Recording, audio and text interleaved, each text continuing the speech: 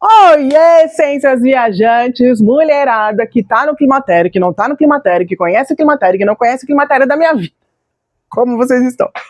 Bom, voltei aqui depois de muito tempo, aconteceram várias coisas na minha vida neste processo insano, surreal, chamado climatério. Ô, gente, tô tomando o fitoterápico que, nossa, foi assim, tipo, 60% bom.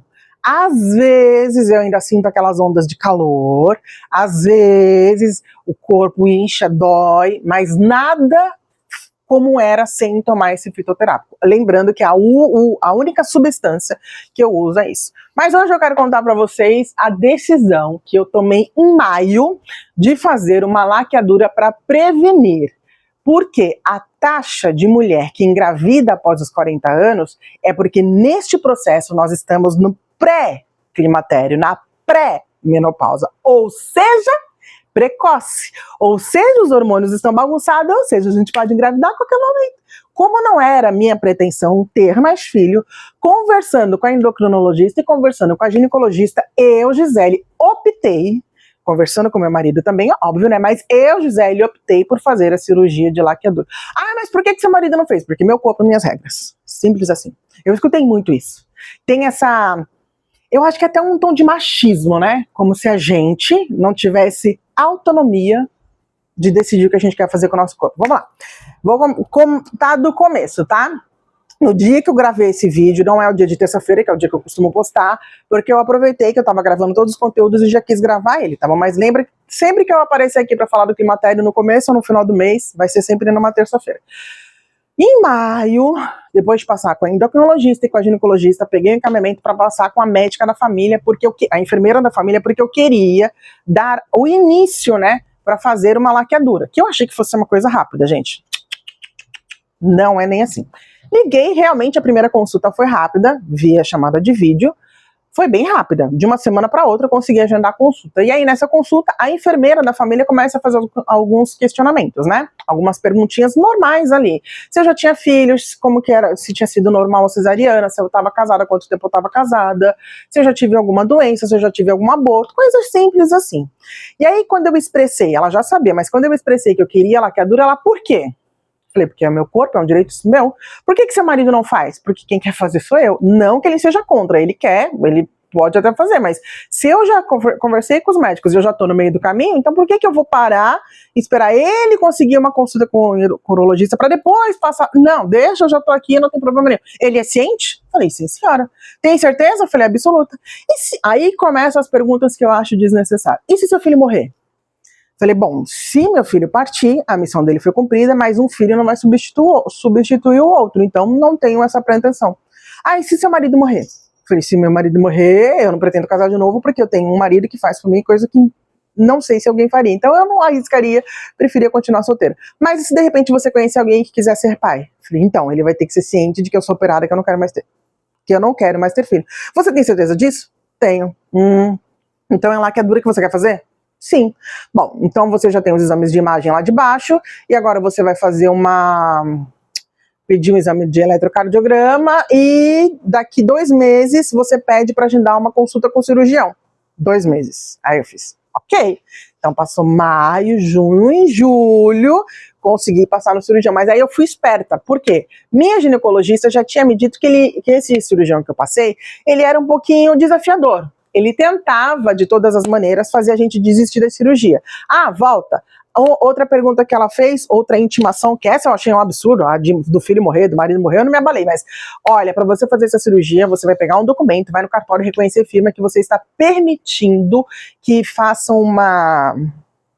Ai, qual é a palavra? Vão me tornar infértil. Mas não foi assim que ela falou.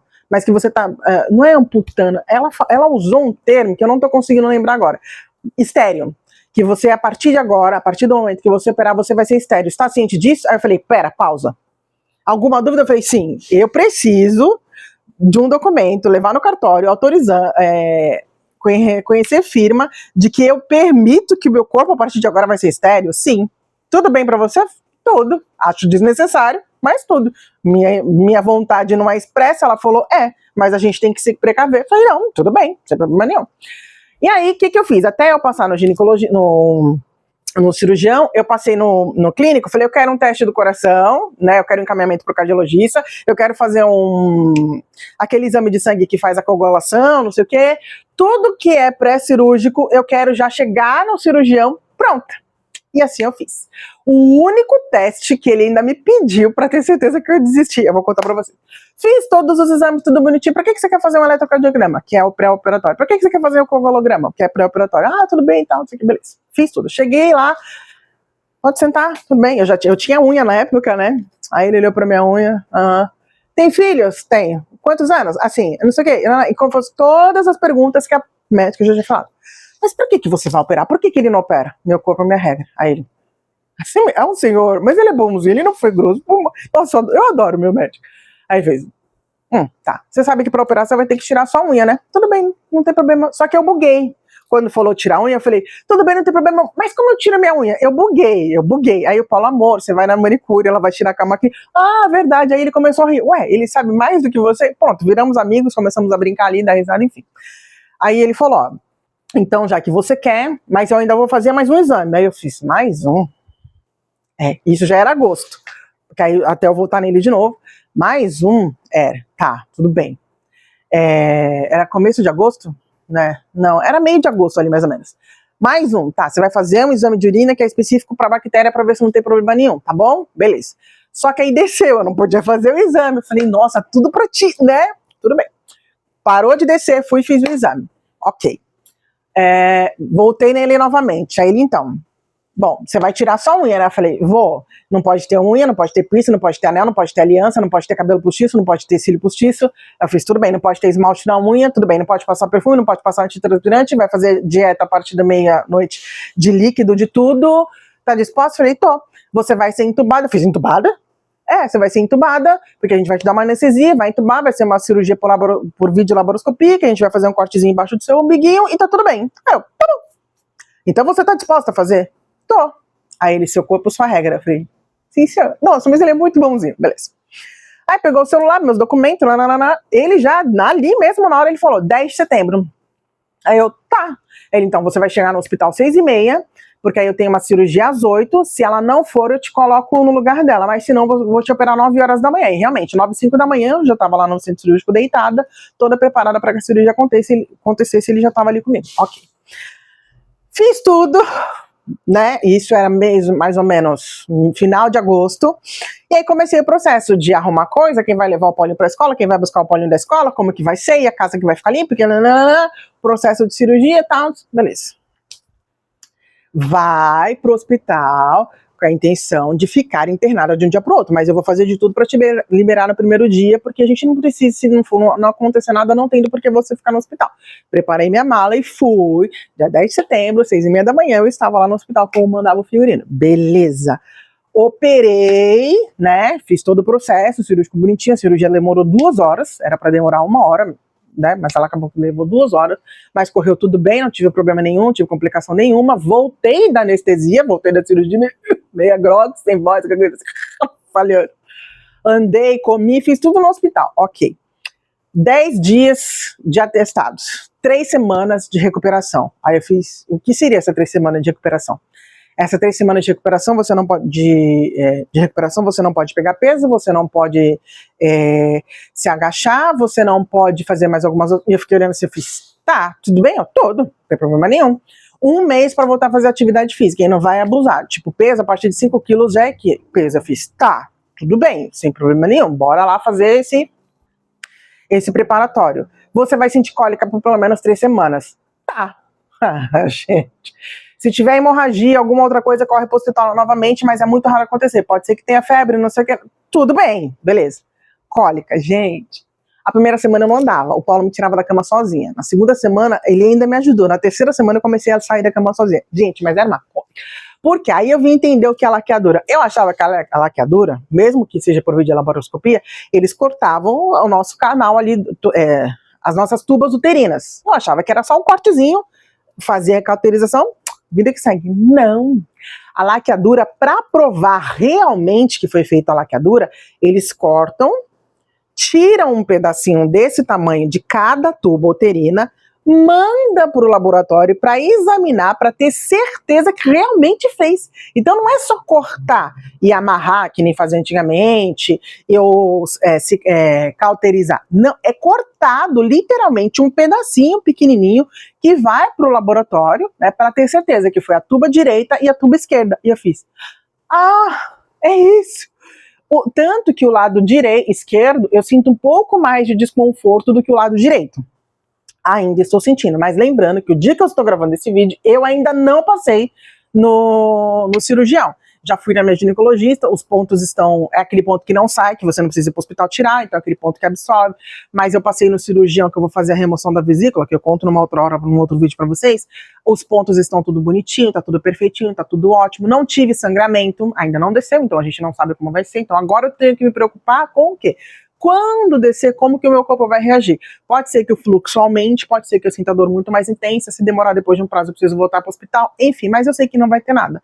O que eu percebi, a cólica, sabe, quem tem cólica menstrual sabe que é chato, é muito pior do que isso. Não me arrependo, se eu tivesse que operar novamente eu faria, não me arrependo de verdade. Ainda não tô de alta, então ainda tem esse processo todo que aí você não pode fazer sexo, você não pode pegar peso, você não pode fazer um monte de coisa. Você fala, nossa, meu Deus do céu. Mas não tem problema, faz parte, foi algo que eu escolhi. Mas aí eu vim entender, né, que a complexidade não é só colocar o ar dentro da tua barriga para estufar, para poder colocar os tubos, né, os canos lá que faz lá, a câmerazinha lá, que eles ficam lá, vamos filmar dentro da barriga. Eu achei bom bonito, vamos filmar. É você que vai filmar dentro da barriga dela, doutor. Eu achei muito bonitinho. Não é só isso, né, que é um ar que vai te causando cólica, por isso que você tem que tomar Luftal para poder eliminar todos esses gases. É remédio que elimina gases, né, mas eu tomei Luftal para poder eliminar todos esses gases. Não é só isso. Mexe no teu corpo, gente, né? Eu imagino que quando mexe daqui, mexe dali, então, tipo, vai assim, nossa. Enfim, não me arrependo, mas eu decidi fazer laqueadura, mesmo Paula podendo ter feito, porque é meu corpo, né? É louco como. Não é só os médicos que têm essa visão de que. Por que você vai fazer? Deixa que teu marido faz.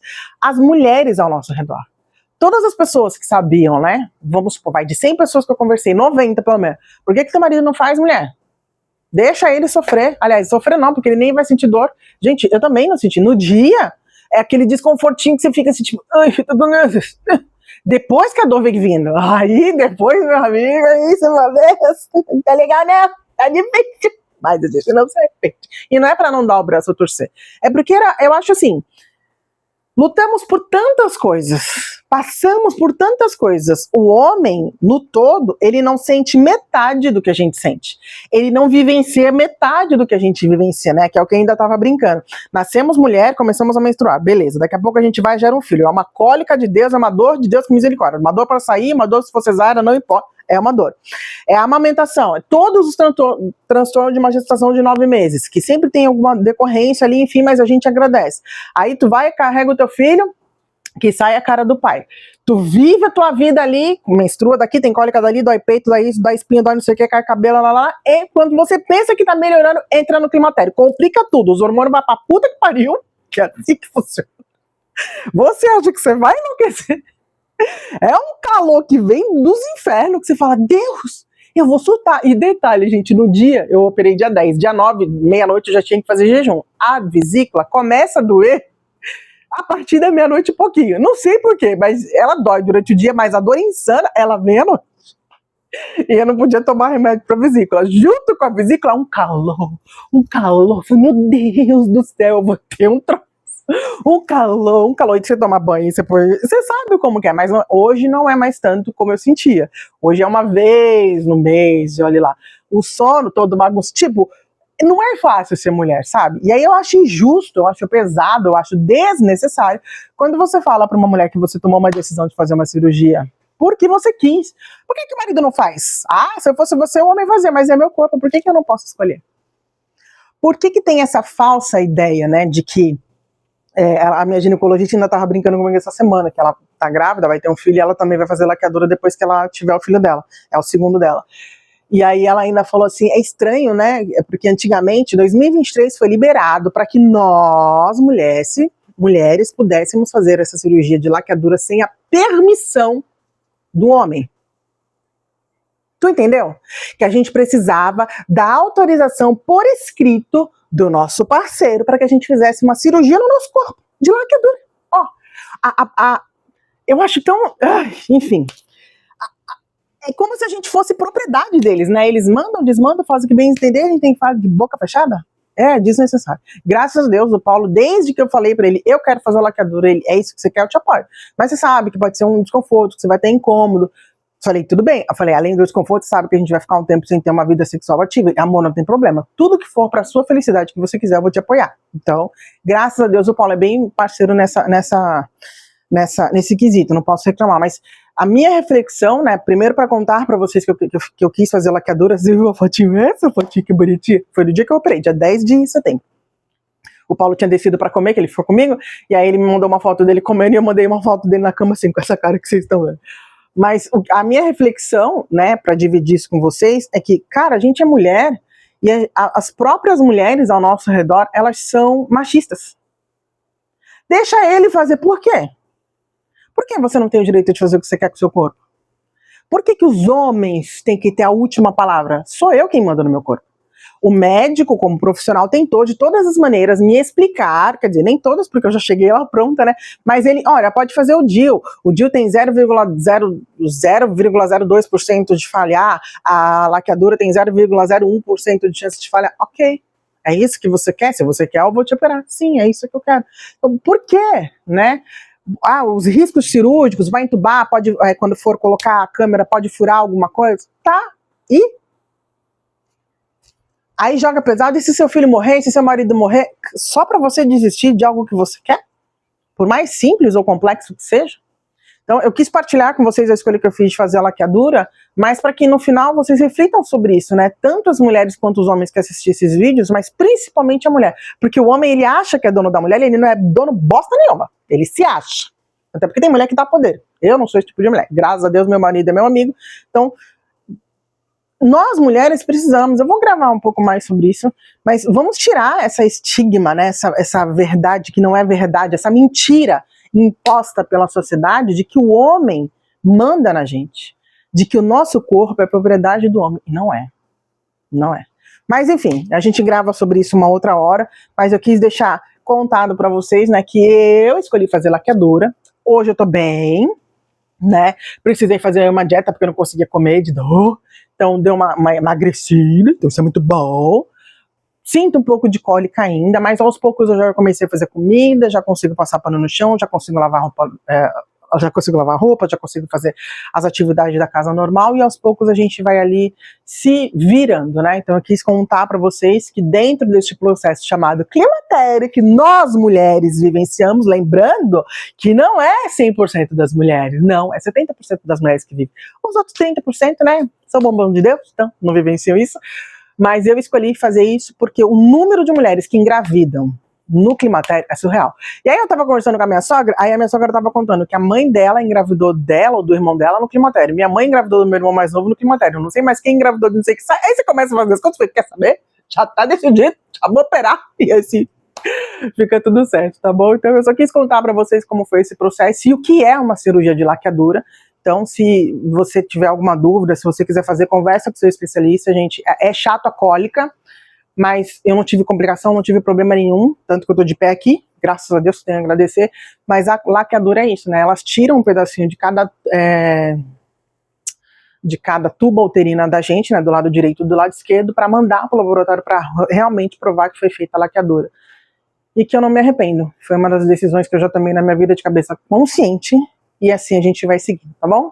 Eu apareço qualquer hora para contar para vocês como está sendo a loucura do que é ser mulher vivendo o climatério agora no ano de 2025, porque muitas coisas podem mudar, mas fazendo uso do fitoterápico e tendo uma vida um pouco melhor. Inclusive, sabe, eu estava vendo uma reportagem outro dia falando de reposição hormonal, de que se o homem tem uma queda hormonal interna e dão uma carga hormonal nele na hora, a mulher não, ela tem que virar vegetariana, mudar os hábitos alimentares dela, tem que fazer atividade física, tem que virar vegana, tem que... Engraçado, né? Por que a gente não pode ter os mesmos direitos que ele? Enfim, tá vendo como eu falo que tem coisa que a gente precisa sentar e conversar? Mas a gente fala sobre isso outra hora. Beijos, tchau, tchau. Eu só queria contar pra vocês como que tinha sido a minha cirurgia da laqueadura que eu escolhi fazer, porque meu corpo é direito meu. Beijo.